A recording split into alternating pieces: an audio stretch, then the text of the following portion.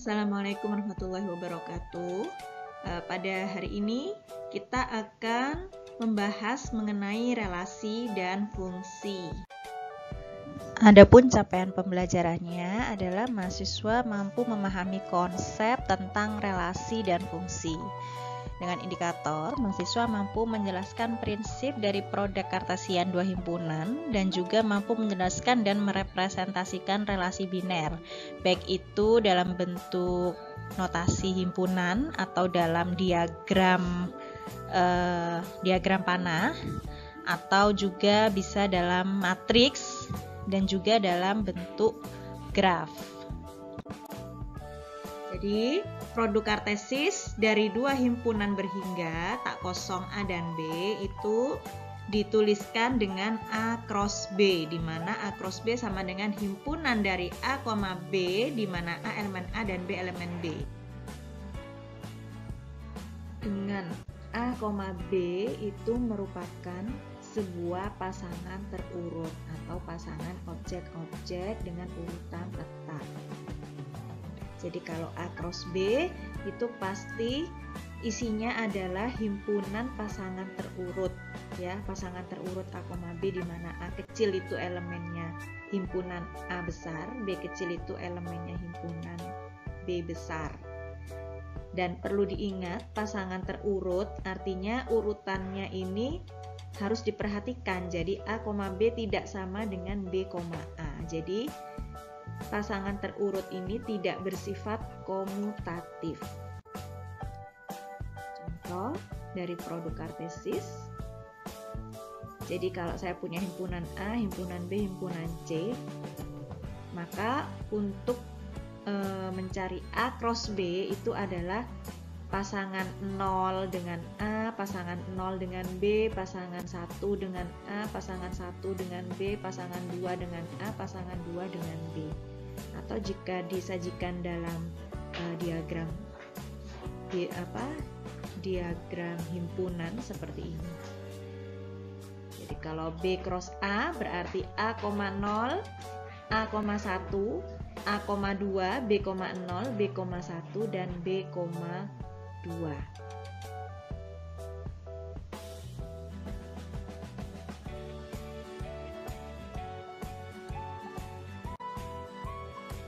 Kemudian kalau yang tadi A, B dinamakan pasangan terurut, kalau A, B, C dinamakan triple terurut.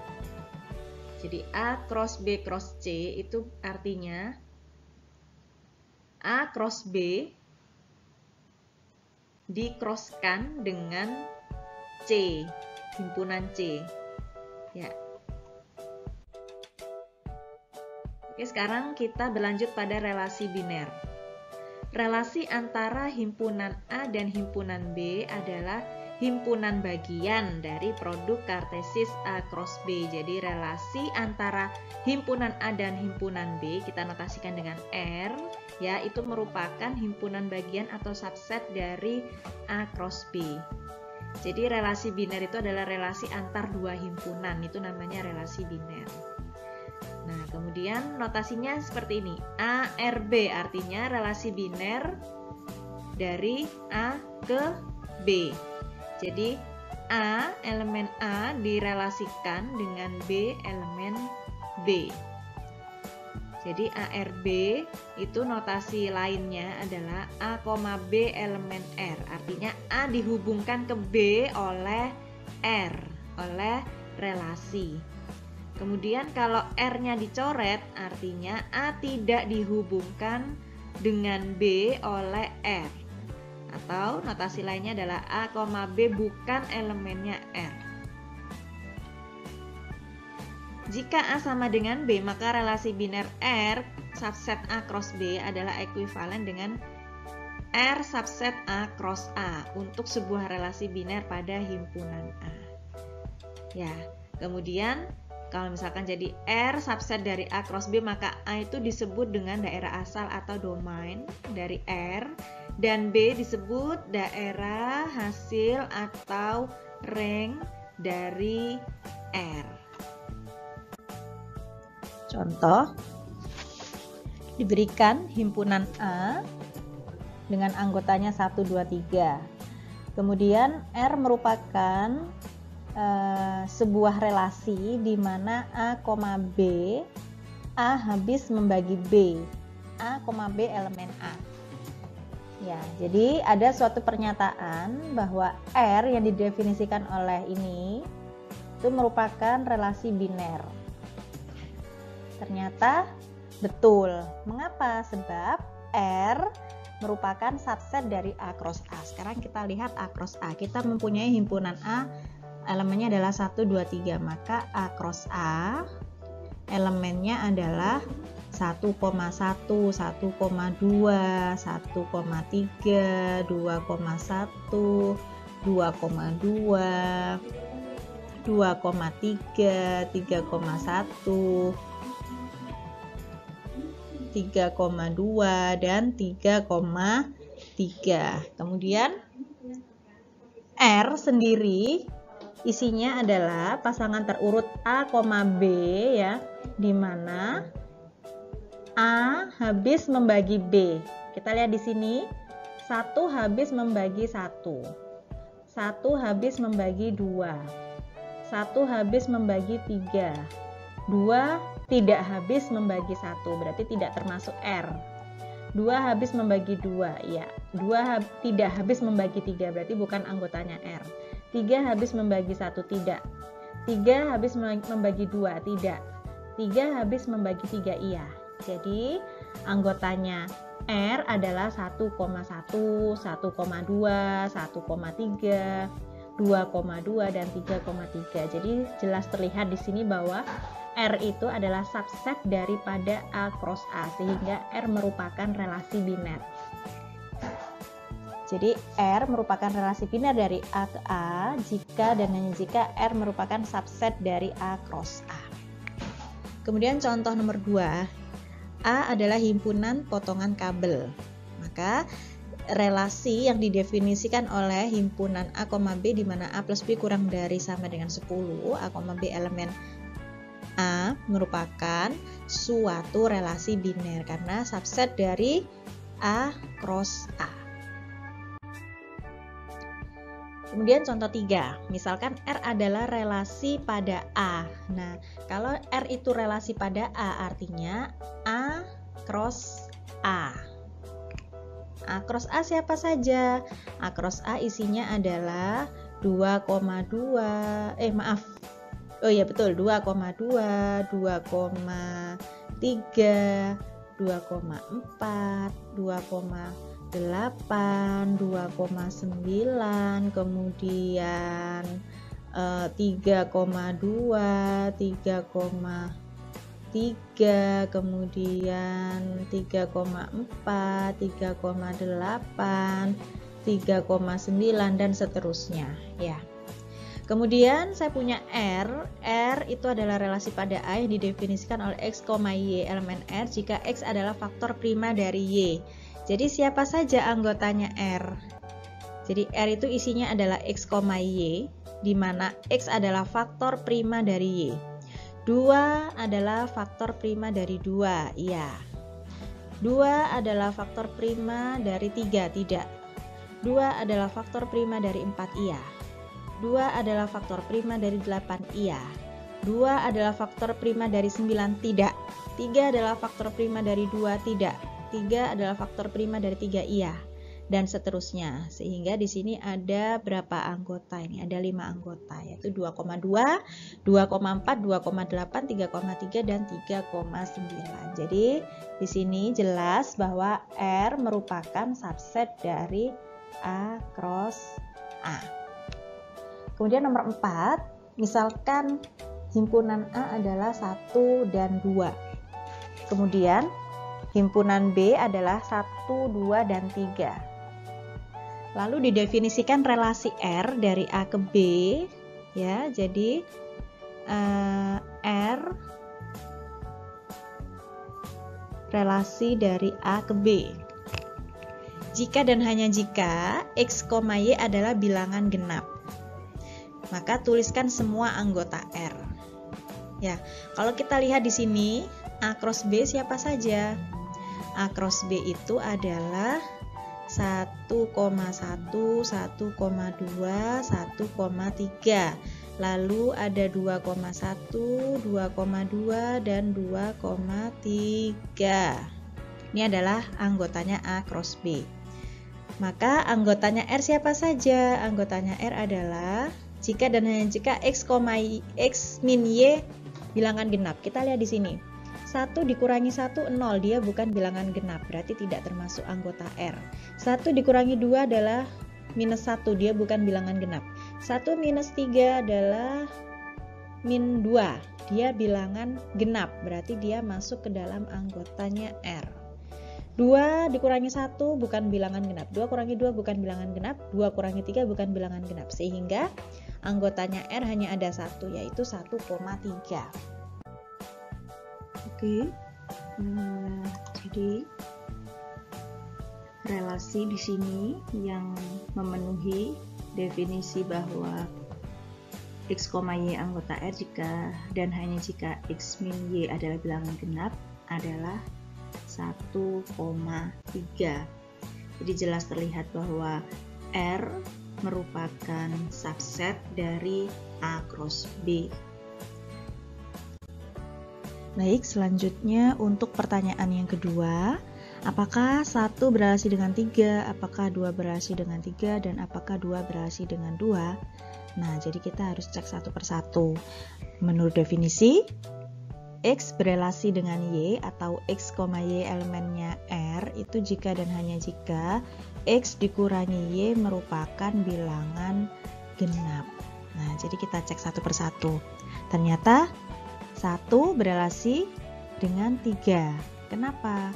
Karena 1 dikurangi 3 adalah bilangan genap. Jadi 1,3 adalah elemennya R. Kemudian 2 ternyata tidak berelasi dengan 3. Jadi 2 tidak berelasi dengan 3. Atau cara menuliskannya adalah 2,3 bukan anggotanya R. Mengapa? Karena 2 dikurangi 3 itu bukan bilangan genap. Selanjutnya, 2 juga tidak berelasi dengan 2 atau 2,2 bukan elemennya R. Kenapa? Karena 2 dikurangi 2 bukan bilangan genap. Oke, selanjutnya kita membahas tentang representasi dari relasi. Jadi relasi itu sendiri bisa direpresentasikan dalam bentuk himpunan, ya, himpunan relasi di mana di dalamnya adalah anggotanya adalah pasangan berurutan, himpunan pasangan berurutan A, B, ya, di mana A direlasikan ke B dan seterusnya. Nah, namun relasi juga bisa dipresentasikan dalam bentuk diagram panah. Jadi seperti ini contohnya. Contoh, 2 berelasi dengan 2, 2 berelasi dengan 4, 2 berelasi dengan 8, dan seterusnya. Nah, selain itu, relasi juga dapat direpresentasikan dalam bentuk tabel. Jadi, 2 direlasikan dengan 2, 2 direlasikan dengan 4, 4 direlasikan dengan 4, dan seterusnya. Oke, selanjutnya relasi juga dapat direpresentasikan dalam bentuk matriks. Jadi misalkan R itu adalah relasi dari A ke B, maka relasi R dapat disajikan dengan bentuk matriks M, di mana anggotanya adalah bernilai 1 jika ada relasi di situ dan bernilai 0 jika tidak ada relasi di situ. Sebagai contoh, pada contoh 3 diketahui relasinya adalah seperti ini. Maka relasi ini jika disajikan dalam bentuk matriks adalah seperti ini. Nah, kita tahu bahwa pada contoh 3 R itu merupakan subset dari A cross A. Jadi dia berelasi dari himpunan A ke himpunan A, di mana himpunan A elemennya adalah 2, 3, 4, 8, dan 9. Jadi di sini 2, 3, 4, 8, 9, 2, 3, 4, 8, 9. Jadi 2 berelasi dengan 2, diberi angka 1. 2 berelasi dengan 4, 2 berelasi dengan 4 diberi angka 1, dan seterusnya. 3 berelasi dengan 9, 3 berelasi dengan 9 diberi angka 1, yang lainnya 0 karena tidak ada relasi. Nah, begitu pula pada contoh 4, jika dinyatakan dalam bentuk matriks, akan menghasilkan matriks R seperti ini.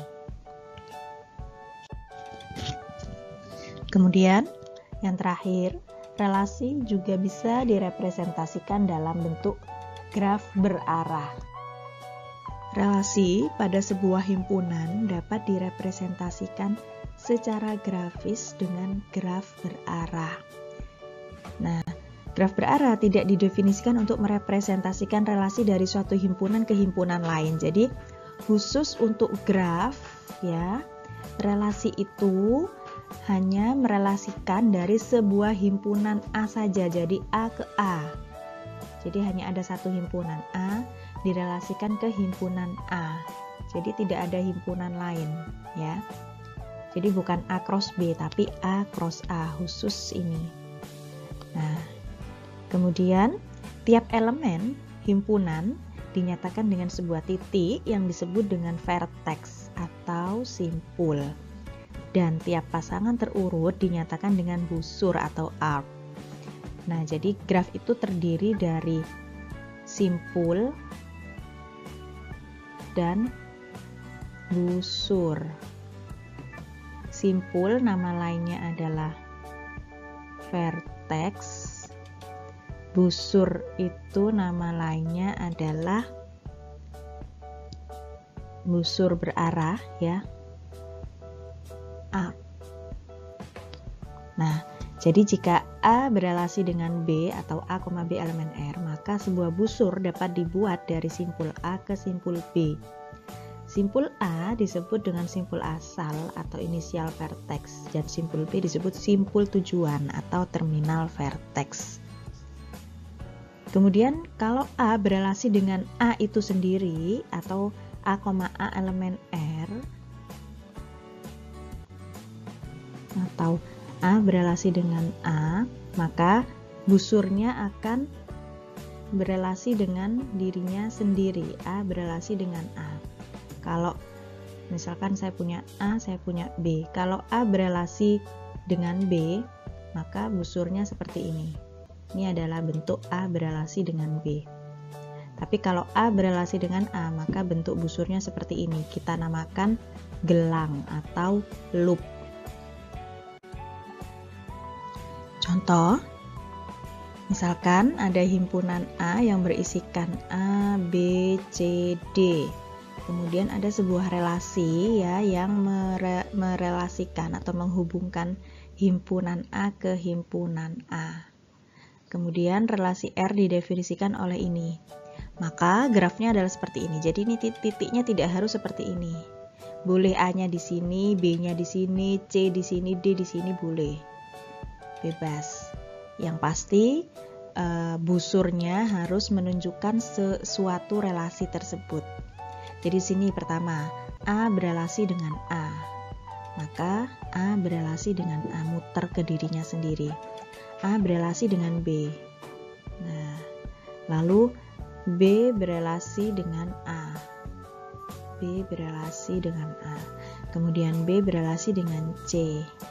Kemudian B berelasi dengan D. Nih, kemudian C berelasi dengan A. Kemudian C berelasi dengan D. Kemudian D berelasi dengan B. Nah, oke, sekian materi pada hari ini. Kita lanjutkan pada pertemuan selanjutnya. Terima kasih. Assalamualaikum warahmatullahi wabarakatuh.